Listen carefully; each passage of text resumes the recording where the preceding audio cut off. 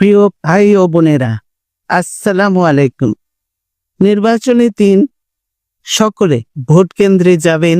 আপনার ভোটের অধিকার ও গণতন্ত্রের জন্য, শান্তি, নিরাপত্তা ও উন্নয়নের জন্য বিএনপির মনোনীত প্রার্থীকে ধানের শীষ মার্কায় ভোট দিয়ে বিজয়ী করুন।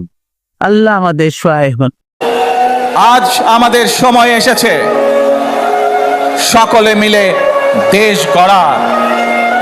এই দেশে যেমন পাহাড়ের মানুষ আছে, এই দেশে একইভাবে সমতলের মানুষ আছে। এই দেশে মুসলমান, বৌদ্ধ, খ্রিস্টান, হিন্দু সহ বিভিন্ন ধর্মের মানুষ বসবাস করে।